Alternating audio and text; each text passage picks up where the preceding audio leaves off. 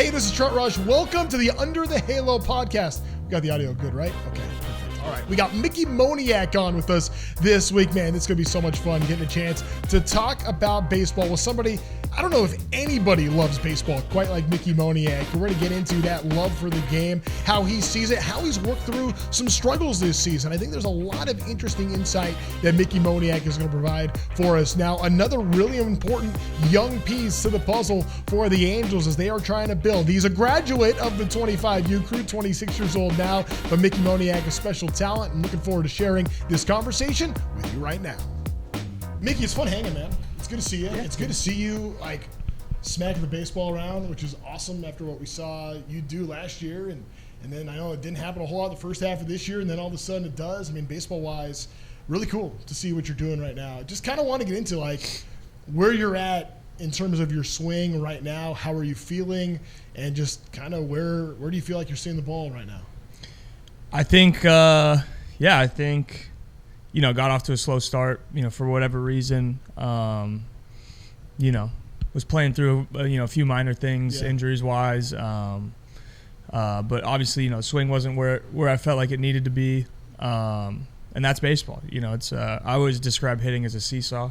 Yeah. You're going to go – if you're too far one way, you got to overcorrect and go too far the other way to even it out. And then if you go too far that way, it's going to go that way, and then you got to fix it, go back and forth. So how much of that is mental? How much of that is mental versus the mechanical side? I would say a lot of it. I'd say a lot of it's mental. Yeah. Only because I'd say growing up when I was a kid, I didn't go to a hitting coach my entire life. Yeah. No hitting coach. I mean, the guy I hit with now, he's known me since I was 10 years old, 11 years old.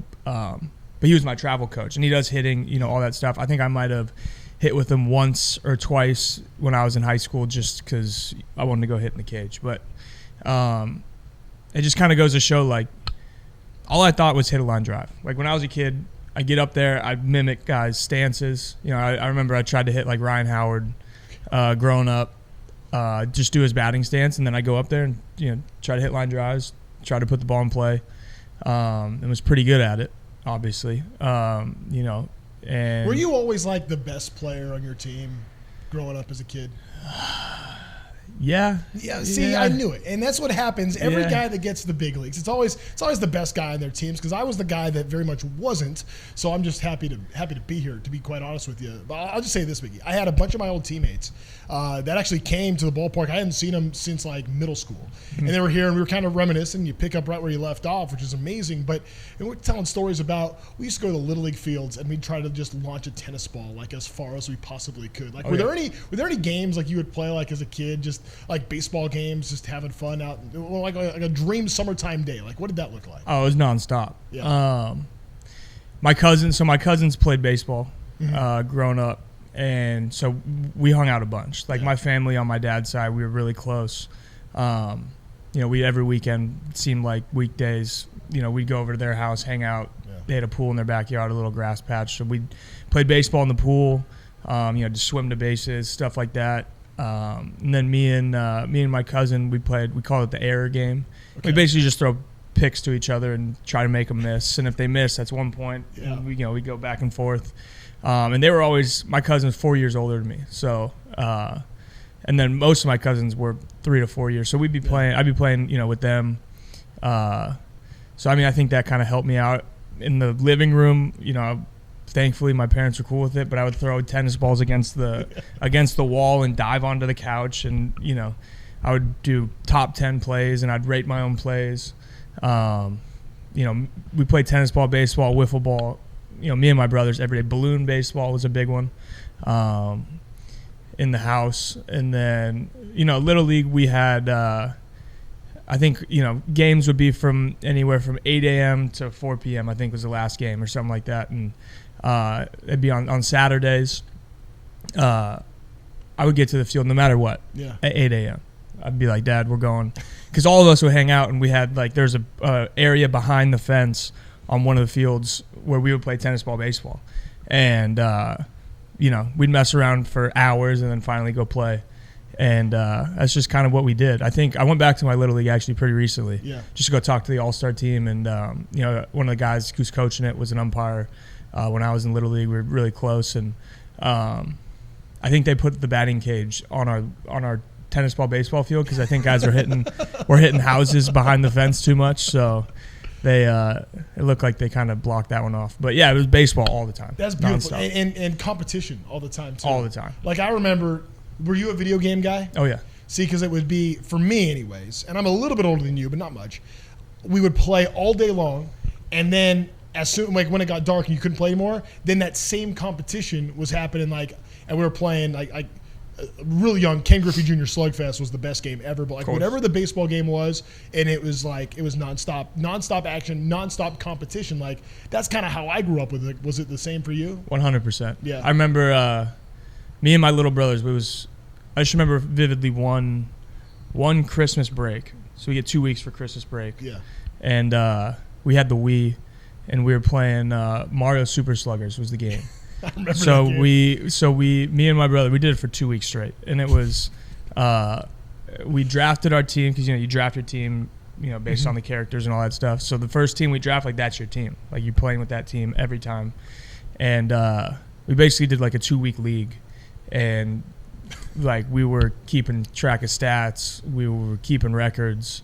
I dominated him. I mean, as older brothers should. He's 2 years younger, so you know. And then my other little brother, he was too young at the time he didn't even want to play with us because he knew it would be, he'd just start crying. But it was, nonstop MVP baseball. I think was the first baseball game I played, 2004, 2005, on the GameCube.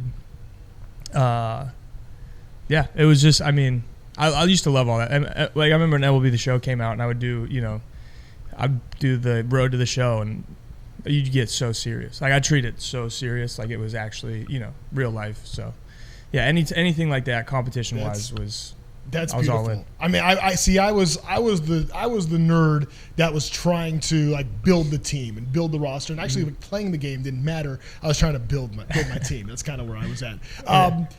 Does that same kind of thing happen to the clubhouse now with the guys? I mean, it seems like a really fun group in this clubhouse. Does a lot of that stuff, does that kind of stuff still happen? Yeah, oh yeah. I mean, look, anybody who's playing, Major League Baseball, professional baseball, playing sports in general, but, especially in a Major League clubhouse, the competitive juices are always flowing. So, it's, guys are talking smack all day, every day. There's not really – we got fantasy coming up. That's going to be a big one, I think, for the month of September is always fun because, for the month of September, everybody's just on everybody, telling them their team sucks. What pick was that? That's terrible. So that's always a fun time. Obviously, guys are fans of football teams, and, we got 2 Jersey guys who are fans of 2 opposite teams, so that's always fun. Listen to them talk. It's a good group of guys. Everyone in there's competitive, having fun. I love it, and that's something I picked up on. You are officially a graduate of the Angels 25U crew, but there is this. We've talked a lot about this budding, rising group of talent, and I think that you're maybe a step ahead of that right now. And now we're seeing all these young players come up, like Sean Noel, who had a great game the other night. He, being 40 days in the minor leagues, and he's already up. Zach Neto, I think, played 40 games in the minors before he's up. And, Christian Moore probably is not too far away. All these young players that are making their way as a 1-1 that maybe didn't have that same kind of a path. What would maybe be some of your advice to some of these young guys that are just kind of cutting their teeth in big league ball? I think, I think, playing professional baseball, there's a lot of learning that goes into it. Yeah. Big leagues, minor leagues, no matter what. It's an adjustment. Obviously getting drafted out of high school, playing my first full minor league season was, one of the biggest learning experiences I've had in life in general. So, some of these guys, Nolan's playing his first full season right now in the big leagues. Neto basically played his first full season in the big leagues last year. There's stuff that, there's a learning curve with stuff, and they're handling it unbelievably. Obviously, they're contributing to this team. They're going to be really good players for a long time. Yeah. I think the most impressive part is, when I was going through that first full season, I did in the minor league. I did in Lakewood, New Jersey, in low A, and I had I think I hit 300 the first half and hit 200, like just completely dropped off, had my struggles. But I did that without, a huge spotlight on me. Obviously there's, certain spotlights come with being a prospect or, whatever you want to call it. But, these guys are doing it at the biggest stage. So it's very impressive to kind of see what they're doing. I'm glad we have them because I think, I think this core group of young guys and, I guess an old guy like me being over the 25. Don't worry, Mickey. Out of the 25 club. We are not including you as an old guy. Yeah, but we got, Wardo, Gifo, we got guys that, been there, done that. And we got these young guys coming up that are doing it and only going to get better. So, obviously, we want to win now. Mm-hmm. It hasn't been happening this year, but, I think the future looks pretty bright. I'd agree with that. And I just want to take a step back for a second and talk about you when you got drafted first overall, like that process. Did you see that coming? Was college ever on the table? Like what was your mentality like going into that draft? I always knew I wanted to play professional baseball. Yeah. I knew some guys who were, I want to go play at UCLA. Or I want to go play in the SEC. I want to go, play college baseball. Yeah. That was never me. I was going to UCLA. I committed after my freshman year of high school. So I knew, at a young age, I wanted to stay in Southern California. Yeah. I think, had good high school seasons. Always played well on the, the showcase circuit and the summer ball and travel ball and all that stuff. Going into my senior year, I had a really good summer. So, played Team USA, All-American game. So after that summer, I kind of knew that, I was set up pretty good to where I could get drafted and get offered enough money to turn down going to college. I was never a really big school guy. I always did enough to get by. I remember it was like, everybody's different. It was, I mean, not to say that, I wasn't good at it. If I'd probably applied myself a little better, I could have been a lot better at doing school. But I remember going to UCLA, it was, needed a 3.0, and I got a 3.0 to get in. Like on the dot, it was like, all right, I got to do this. I was always that kid. So, but I always knew that I wanted to play baseball. That's all I thought about was baseball. So after that summer, I knew it was, it was a pretty good chance I was going pretty high. First overall, honestly, was never in the thought until maybe a couple months out from the draft. I mean, because again, it's one thing to think, hey, I might be a first rounder. It's another thing like, man, first overall, like that's pretty significant. Well, the funny thing is the winter, fall, going into my senior year, my senior season. You do all those pre-draft workouts, and you go to. I think we went to Urban Youth Academy in Compton for a Braves one time. We went to Azusa Pacific for a Cubs one. All these different ones. I remember I did like three weekends in a row of just workouts. And I was like, I was senior in high school. I want to hang out with my friends, It's the weekend. And I remember my dad being like, hey, there's a Phillies one coming up next weekend. You want to go? And I was like, I verbatim said, Dad, I'm not going first overall, so I'm good. I don't want to go. Didn't go. And then ended up going first overall. So that's just the luck of the draw there. I think had a good senior season, in high school, and that kind of changed. Were those camps? Were they stressful? No. Yeah, you just played. Yeah, you just played. Most of them.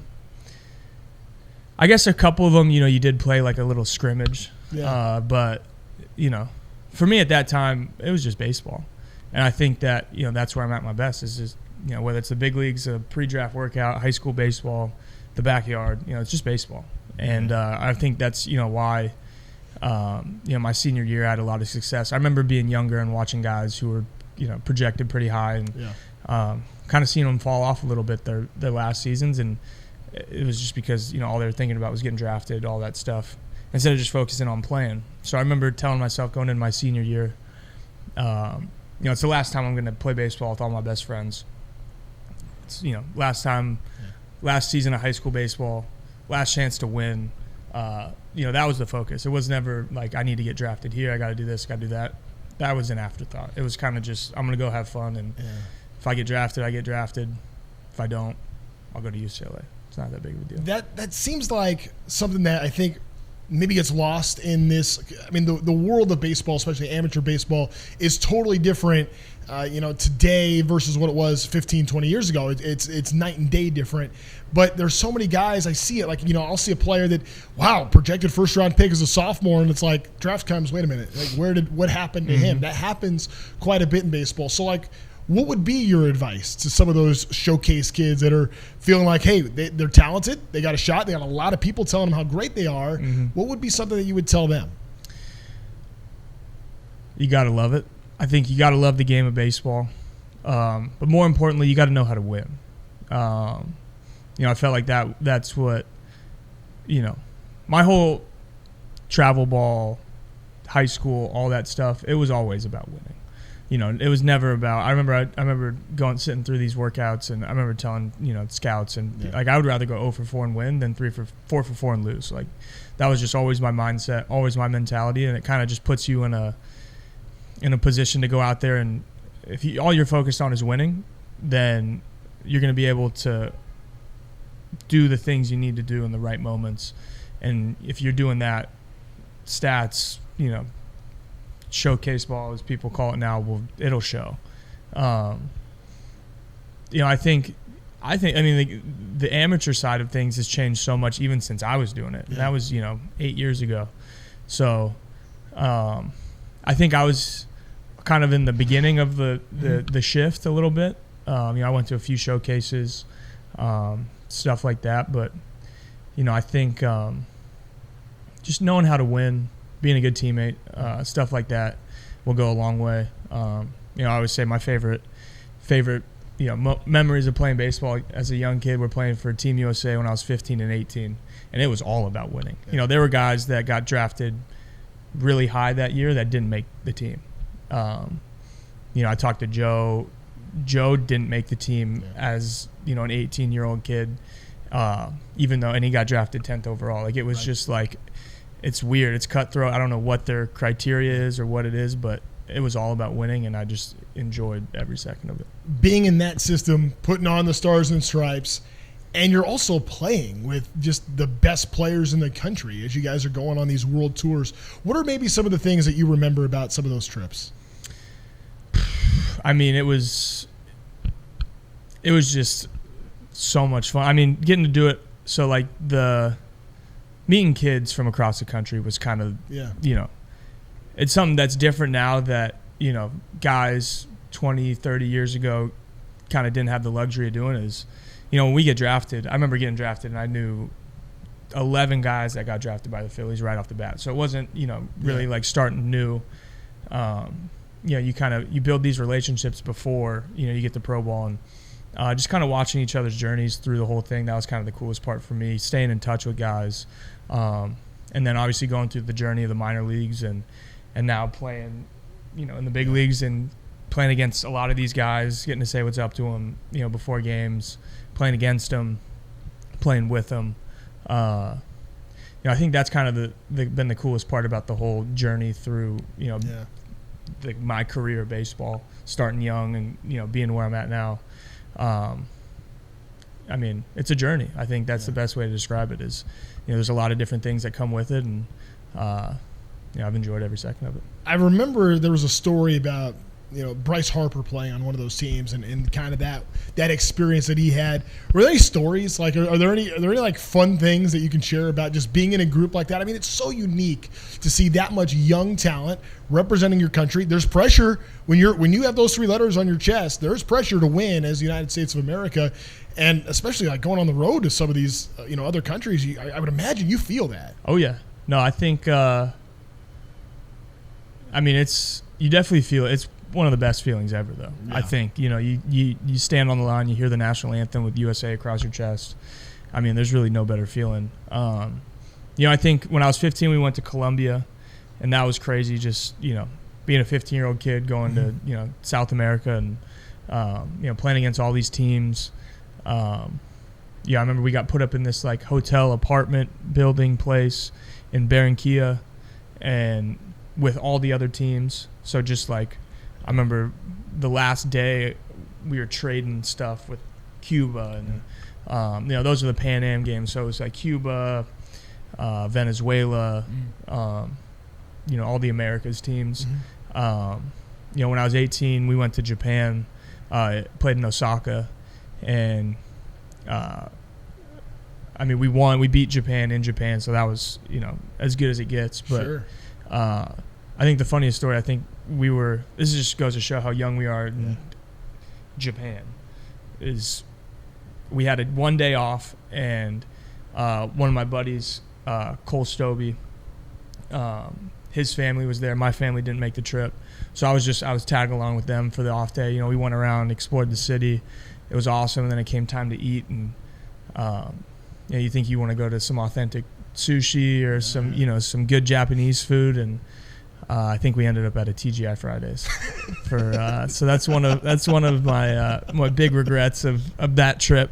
But also it goes to show how young we were. We'll have to get the Angels on an international trip one of these days and go do it a little differently next time. I need to retry. I need to redo for sure, because that's now. I don't know if I've always liked sushi, so I don't know why. Yeah. But Stobie's also from Nebraska, so he might have wanted some TGI. See, that's the difference. You're a California guy. You have sushi all over the place. Oh yeah. Especially down in San Diego. There's sushi everywhere you turn. And then you got the Nebraska guy. I could see how maybe there was a little steak influence or there. something. I understand. Something like that. A burger. I understand. They do have pretty good steaks there in Japan. I have heard that as well. So you get to Major League Baseball now, and I just kind of want to talk about this season for a moment, because honestly, Mickey, I've been so impressed. I've been impressed by the way you had the success you had last year.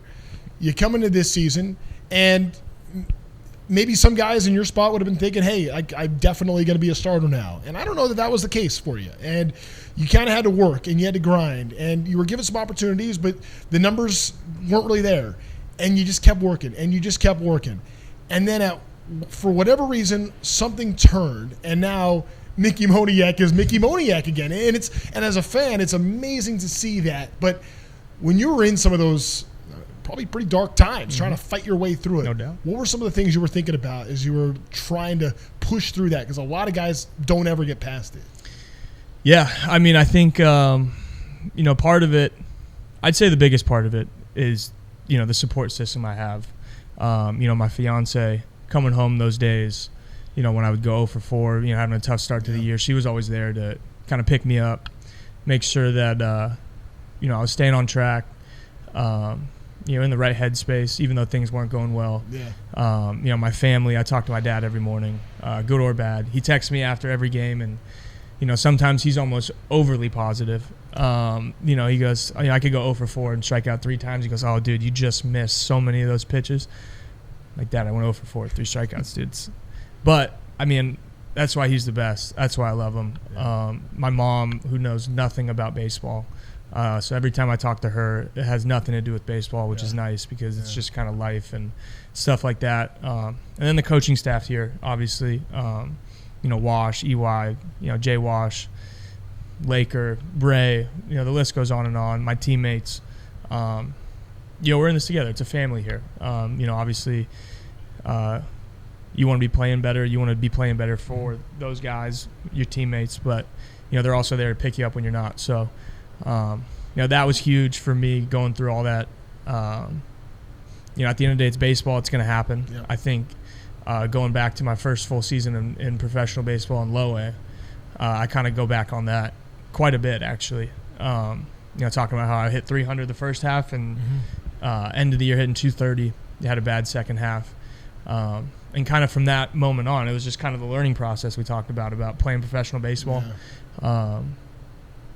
From that moment on, it was kind of like, things can go up just as fast as they can go down. You just got to keep working. And I remember talking to Bryce Harper, when I was in Philly, and he was talking about, when I think I was 20 years old going into AA, and it was right after we signed him. I was in my first big league camp, but he's like, dude, you gotta enjoy the bad. He's like, when you're in those moments, because it's gonna happen. You're gonna have weeks months, where you're not going to be playing the best, you got to embrace it. You got to take it as a challenge, and you got to, just keep going.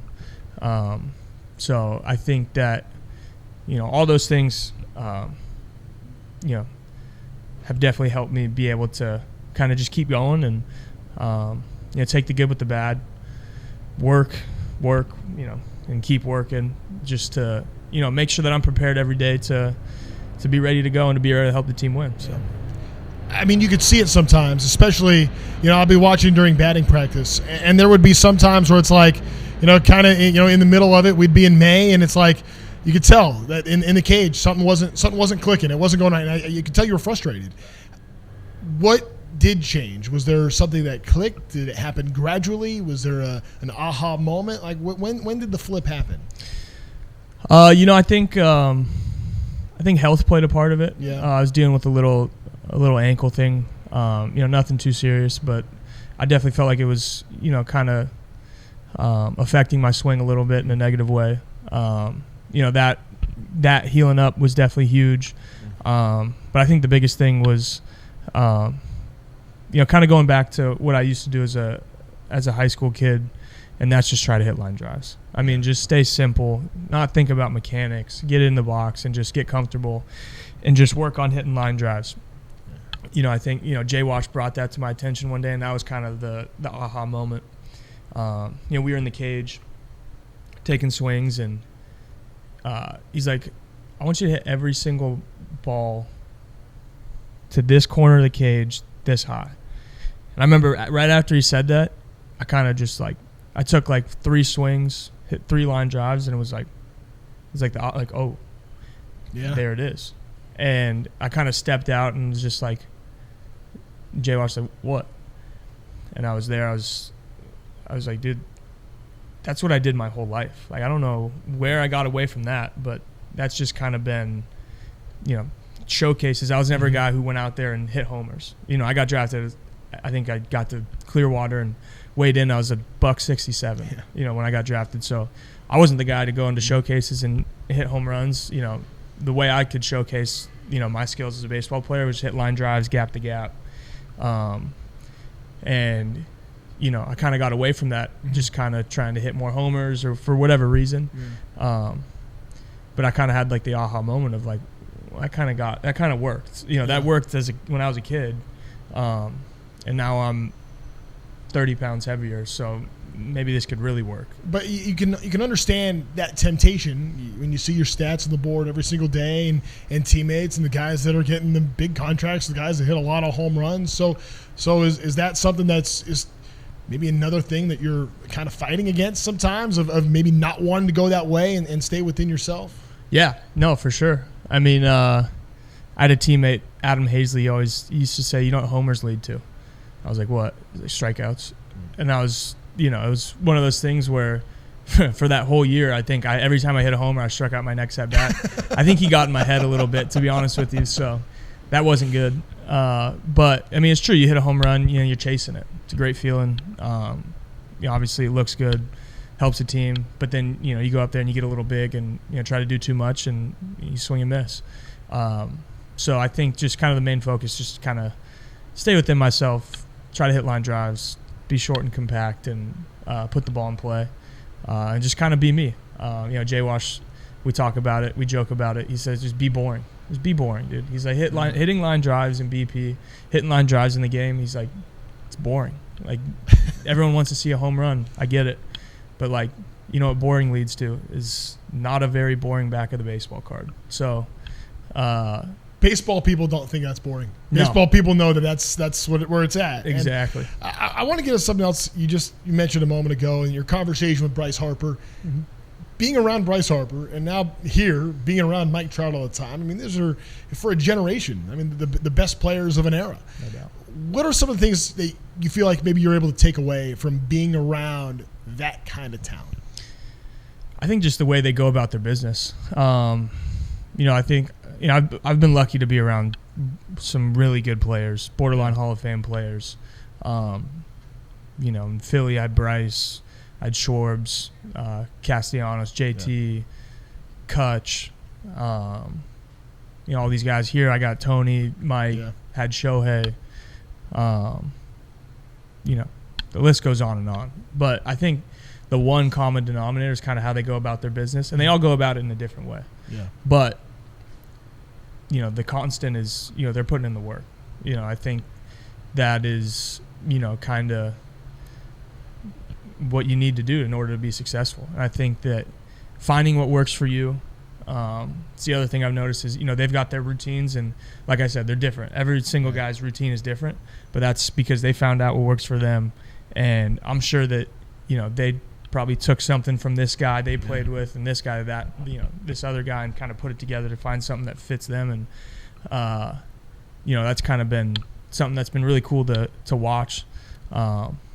Definitely pretty cool to be able to tell, kids, grandkids about all the teammates I've had, playing this game, and, hopefully be playing it for a good amount of years to come and have some more stories to tell. I think what's so cool about that, and the fact that you're having those conversations and you're able to be a AA player and have a conversation with Bryce Harper. I think about when Mike Trout was the captain of Team USA in the World Baseball Classic a couple of years ago. There was that game where Team USA played against the Angels in spring training, and I remember watching Mike and Ken Griffey Jr., was the hitting coach, have these conversations. And I kept thinking to myself, man, Mike's having that conversation. Now he's going to be able to share what Ken Griffey is saying with everybody else. But Griffey, who knows who he's talking to? Mm-hmm. Did he pick that up? Well, I mean, from chats with all-time greats, does he pick that up from a conversation with Barry Bonds, who got it from Willie Mays? I mean, you think about just the all-time greats and being able to share the game of baseball. How important do you feel like that is to continue to pass the baton of what's so important in the heart and spirit of our game? It's gigantic. I think that's the coolest part about our game is, the history that we have. Yeah. Baseball has been played over 100 years now. Nation's pastime. I think that, there's so much history to this game. There's so much that, is kind of, like you said, passed down. I think for me, a perfect example is my grandpa played professional baseball. And he got signed. It wasn't a draft. He got signed in 58 or 59. 58, I think it is, by the Red Sox. But Ted Williams was his hitting coach. So he had Ted Williams as a hitting coach for a year. And so those stories always used to get passed down to me when I was a kid coming up. I still hear it from him when I talk to him on the phone. He's like, you want to try this? We had Ted used to tell us to do this and stuff like that. So I think that's just one of those examples of how, my career has been, kind of morphed and kind of gotten to where it's gotten from things that my grandpa learned from probably the best hitter of all time. Yep. I'm just, like you said, Mike's getting to hang out with Griffey. Griffey got to hang out with, somebody else. Right. All these things that, it's just kind of, it's like a baseball lineage kind of thing where, the list goes on and on. They call it a baseball family. It really is a family. I think, the amount of people that, have gotten to play this game professionally, and then, obviously the amount of people that have gotten to play this game in the big leagues is very small. So it's kind of a privilege and an honor to be a part of it.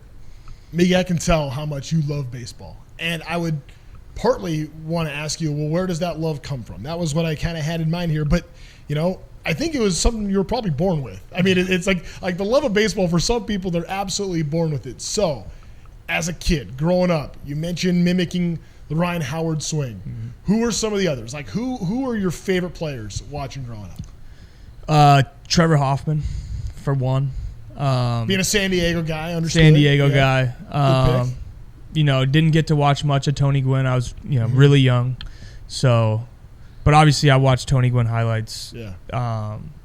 Mickey Mantle, just, watching highlights of him, always kind of was drawn to him for obvious reasons. Yeah, I think it's kind of bounced around. Jose Reyes was one of I used to play shortstop. I used to love watching Jose Reyes. I remember, Carlos Gonzalez. I used to love watching him hit. Obviously, Mike. I remember, being a kid, being in high school and having these pre-draft workouts and, you know, kind of getting asked, like, who do you want to emulate your game after? And it was always, you know, Mike. Obviously, he's the best player in the game. Going to go down as one of the best players of all time. You know, I think, I think there's a lot of people that I used to watch growing up that, you know, definitely helped me out just watching them. You know, I'll still watch YouTube videos today, just guys' swings, highlights of guys, whatever it may be. Just because, you know, at my core, I'm still, you know, a baseball fan, even though I play it. So, you know, that'll never go away. That's one thing I talk about that with Mark Langston all the time. Sometimes you just get down the highlight rabbit hole. YouTube can be dangerous when you're searching, just watching clips after clips, and you can get so much better from that. You're gonna have to just entertain me on this one. Where did the Mickey part of Mickey Moniak come from? Well, my parents wanted to name me Mickey originally. Okay. I like to think it was because of Mickey Mantle. I have no idea. All right. I should probably ask. Honestly, I bet you if I asked my dad, he'd be like, I don't remember. So my mom's mom, my grandma, their maiden name was Flanagan. So super Irish. My grandpa, you know, both of them, God rest their souls. My grandma told my mom that they weren't allowed to name me Mickey because they said it was too slang. You know, the Irish people in the mix, you know, that kind of stuff. So my mom saw Mackenzie on the back of I think it was a water polo sweatshirt, she said. And so they decided to name me Mackenzie. And I've never gone by Mackenzie my entire life. I was going to say, when was the last time somebody called you Mackenzie? My mom, if she's mad at me. Okay.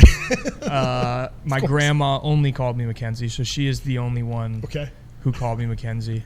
My fiance, same thing, if she's mad at me. Mm-hmm. And then people who find out my name's Mackenzie and just want to try to crack jokes. Sure.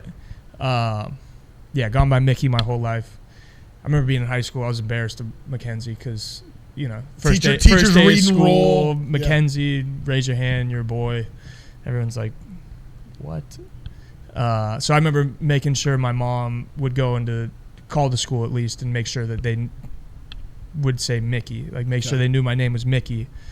And sometimes that didn't work out, and sometimes I got called Mackenzie, and then those times I go home pissed off. So it's always been Mickey, and you know, I like to think it's because of Mickey Mantle. That's pretty funny. I like that. I think we can go with that. I think we can go because that's what I tell everybody. Because of Mickey Mantle. That's a good story. Whether it's true or not, we can go with that story. Yeah. You mentioned your parents and how they're so supportive of you through the dark times. I can only imagine how proud they must be of you and what you're doing in this game.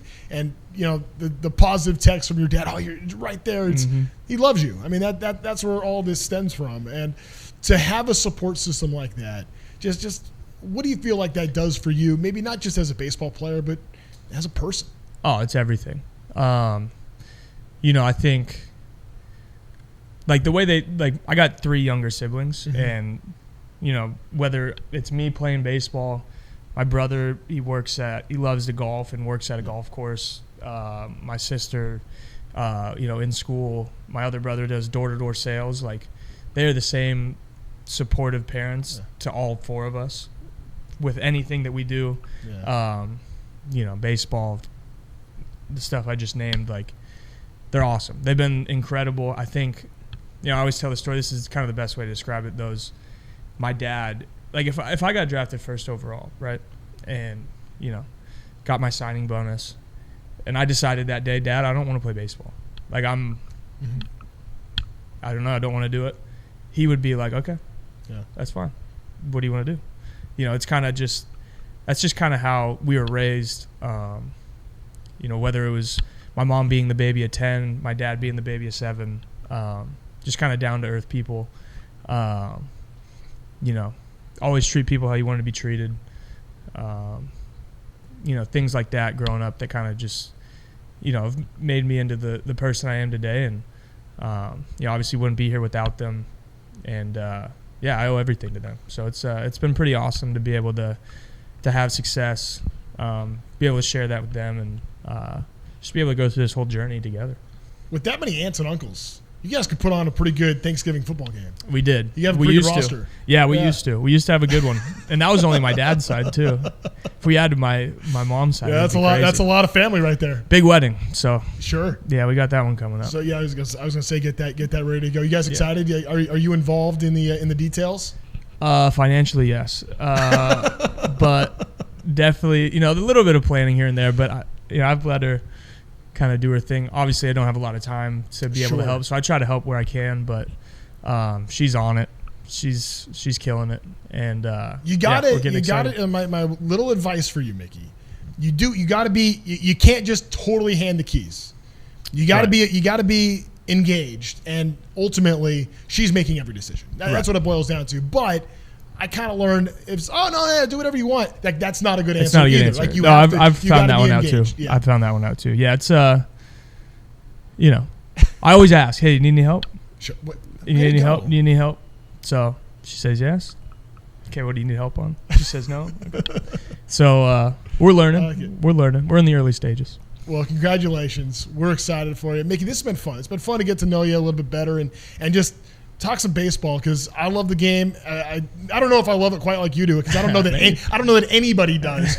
But it's fun just to get a chance to talk some baseball with you, Mickey. Appreciate it, man. Yeah, my pleasure. It's been awesome. Thanks for joining us on the Under the Halo podcast. If you want to check out any other episodes of the Under the Halo podcast, if you're watching on YouTube right now, we'll continue to check out youtube.com/angels. Maybe you're going to be on the road driving and you can only listen. Well, an audio-only podcast is available as well. You go to angels.com/podcast to check that out or download and subscribe wherever you're getting your podcasts already. Again, my name is Trent Rush. Thanks for hanging out with us on the Under the Halo podcast.